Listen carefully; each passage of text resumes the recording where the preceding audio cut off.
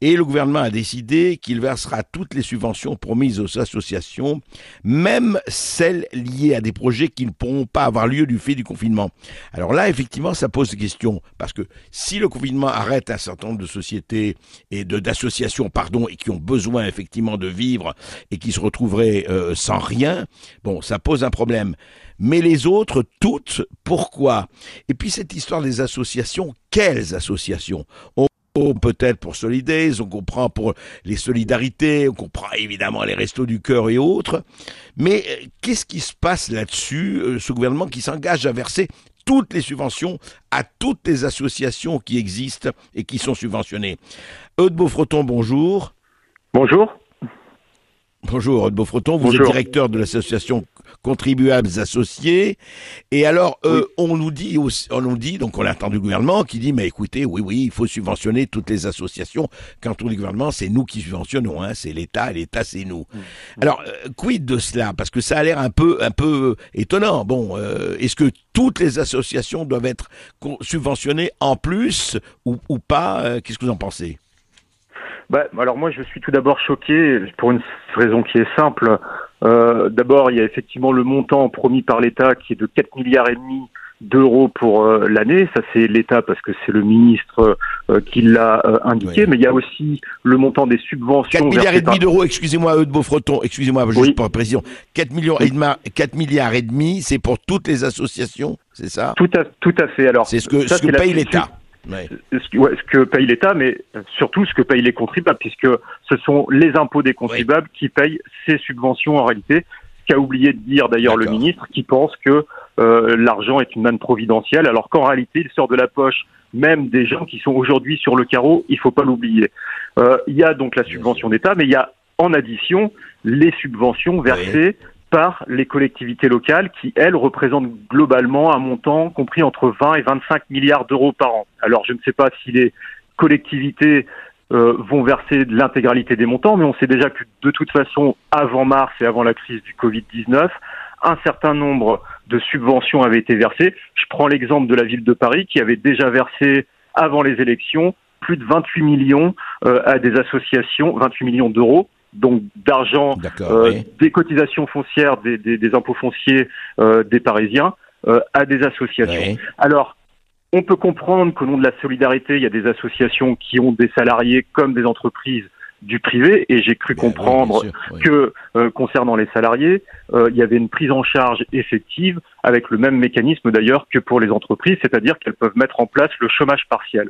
Donc je m'interroge de savoir à quoi correspond le financement ou la justification de maintenir un tel volume comme si c'était rien passé, alors que de l'autre côté, ils bénéficieront pour les salariés d'un mécanisme parallèle. Et donc, il y a des associations à l'intérieur de ça qui, lorsqu'elles vont annuler des manifestations, vont percevoir une somme d'argent. Et je dis juste qu'aujourd'hui, quand on a des salariés qui ne perçoivent pas la totalité de leurs revenus, quand on a des artisans, des commerçants qui sont en train de déposer le bilan, eh bien, est-ce qu'il vaut mieux travailler chez Solidays ou d'autres, ou alors est-ce que, alors je ne veux pas pointer du doigt Solidays, c'est un exemple parmi d'autres, mais c'est celui qui a été cité par le ministre, mais où est-ce que on aide effectivement l'économie locale, parce qu'il y a des gens derrière qui vont pas manger, quoi, je veux dire à la fin, parce que je voudrais quand même juste dire dans cette crise sanitaire qu'elle va être suivie par une crise économique dont on n'a pas encore eu la vraie première déflagration, dont on va se rendre compte à partir de juin. Qui a commencé déjà. Exactement. Et derrière la crise économique, on va avoir une crise sociale.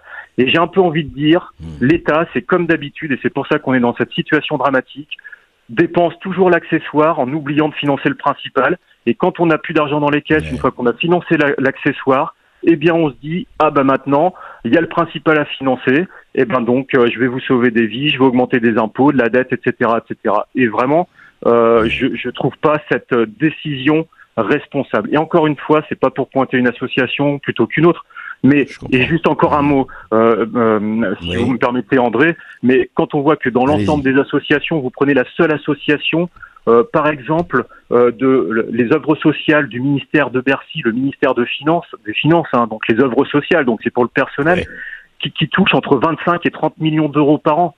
Je dis juste que si ça fait partie, cette somme-là, des 4 Vous dire milliards les et œuvres demi, sociales de Bercy pour le personnel de Bercy, c'est entre 29 et 30 millions d'euros par an. Voilà, je veux pas stigmatiser, Ouais, mais je dis juste qu'il y a une disproportion flagrante entre des artisans, des commerçants, des cafetiers qui sont sur le carreau, des entreprises qui maintiennent le salaire alors qu'elles n'en ont pas les moyens, et de l'autre côté, un financement d'un certain nombre d'activités qui sont déjà en temps normal discutables, mais là, en temps de crise, qui, pour ma part, me paraissent pas justifiées. Et encore une fois, je ne parle pas des emplois qui, eux, peuvent bénéficier d'un autre mécanisme. Voilà ce que mon point de vue en tant que contribuable.